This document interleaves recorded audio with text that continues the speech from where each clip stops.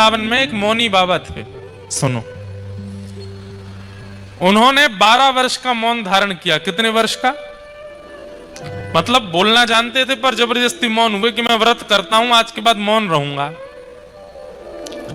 8 वर्ष निकल चुके थे, कुछ बोला नहीं, एक शब्द नहीं बोले थे।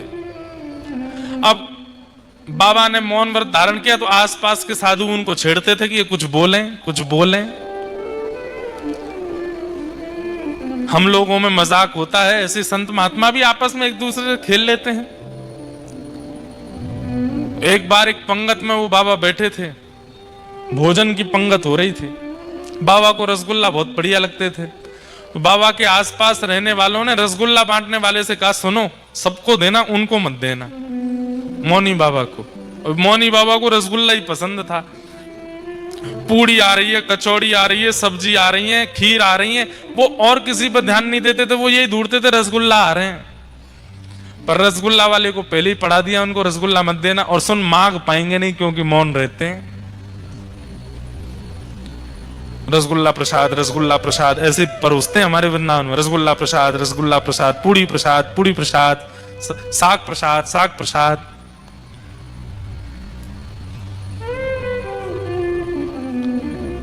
जैसे ही बाबा के सामने गए तो बाबा बोले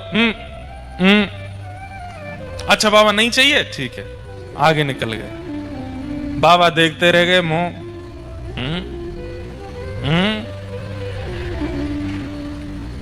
अब जो छेड़ रहे थे महात्मा वो दूर से हंसे। अब आएगा आनंद, आज रसगुल्ला ही नहीं मिलेंगे बाबा। अब वो रसगुल्ला वाला पूरी पंगत में डोले आया, फिर से बांटने दो तीन बार घूमते हैं ना, फिर दोबारा आया रसगुल्ला प्रसाद, रसगुल्ला प्रसाद, सब कहें धर दो, सबके धर दे। बाबा के सामने जैसे ही पहुंचा, अभी तक कुछ खाया नहीं उन्होंने, रसगुल्ला प्रसाद, अच्छा नहीं चाहिए, ठीक है, फिर आगे निकल गए। बाबा तो फिर दे गए। अब तो बाबा कमर कस के बैठे, बोले अब क्या? तो फिर से आया रसगुल्ला प्रसाद, रसगुल्ला प्रसाद। जैसे ही बाबा के सामने पहुंचा तो बाबा ने हाथ ही पकड़ा, मौन है। अरे बाबा नहीं दे रहा, हाथ तो छोड़ो, नहीं दूंगा आपको। और जैसे ही हाथ छुड़ा के निकले तो बाबा बोल पड़े, इधर दे रहा है, उधर दे रहा है, इधर क्यों नहीं देता है? सोई महात्मा बोले, अरे बाबा मौन। बाबा ने सिर पकड़ा, राम राम राम। दुनिया की बड़ी से बड़ी वस्तु मेरा मौन नहीं तोड़वा पाई, धिक्कार है रसगुल्ला को, इसने मौन तोड़वा दिया।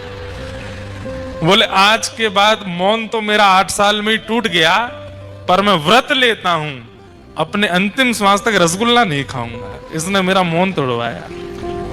तो भाई इन इंद्रियों का कभी भरोसा मत करना। ये आंख, नाक, जीव, कान, ये चिपके हुए हमारे ऊपर हैं, पर ये हमारा ही सब बेड़ा गर्क कराने आए हैं। और सबसे खतरनाक तो ये लूली बाई है, एक भी हड्डी नहीं है इसके अंदर, सबसे खतरनाक है ये। इसने पूरे गुजरात में नए नए व्यंजन प्रकट कर दिए। एक बेसन की 100 प्रकार की सामग्री गुजरात में बन जाती है, एक बेसन की। किसके लिए? केवल लूली बाई को खुश रखने के लिए, इसको प्रसन्न रखना बस। आज हमने भी खाए थे फाफड़ा सुबह। कैसे कैसे बात। अच्छा, फिर उसके बगल में एक चीज और रखी थी बेसन की।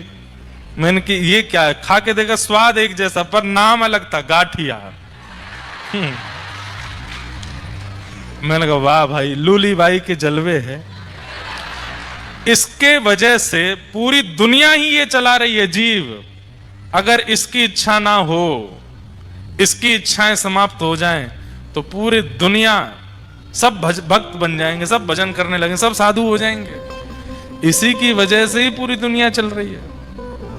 बड़ी बड़ी फैक्ट्रियां क्यों चल रही हैं? इसको खुश रखना है। बड़े बड़े व्यापार क्यों चल रहे हैं? इसको खुश रखना है। हम जहां रुके हैं कल्पेश कॉरपोरेशन, वहां पे आपके ऊंझा में तो जीरा प्रसिद्ध है। ईसबगोल वहां बनता है। तो हमें बता रहे थे, बोले कि महाराज जी ये विदेश के लोग ज्यादा खाते हैं। क्यों? क्योंकि वहां के लोग मांसाहारी ज्यादा होते हैं, भोजन पचता नहीं, तो ईसबगोल खाते हैं ताकि सब निकले, ताकि और खा सके। भाई पेट ने तो मना कर दिया कि मैं नहीं पचा सकता, फिर ईसबगोल खा करके उसको निकाल रहे हैं ताकि हम और खा सके। ये बीच में कौन है जो इसको स्वाद ले? जीव। रसगुल्ला डिब्बे में अच्छा लगता है, डिब्बे के बाद जीभ पे अच्छा लगता है, यहां से नीचे कोई स्वाद नहीं पता चलता उसका। पर ये जितने व्यंजनों की आकृति, जितने व्यंजनों में नमक मिर्च आदि या मिष्ठान डलने लगा, किसके सुख के लिए? लूलीबाई। एक भी हड्डी नहीं है इसके अंदर, पर आप कितना भी इतराओ, ये मेरी बॉडी, ये मेरे हाथ, ये मेरे देखो फैमिली पैक, मेरी ऐसी बॉडी। लूलीबाई कहती थोड़ा नीचे रहो, एक शब्द ऐसा बोलूंगी सामने वाला तोड़ देगा तुमको, एक भी हड्डी नहीं बचेगी तुम्हारी जीवित। सारी 3200 डर के रहते हैं इससे। क्यों? इसने कुछ कह दिया तो हम टूटेंगे पहले। इतनी खतरनाक। हमारी भागवत जी कहती हैं, जितम सर्वम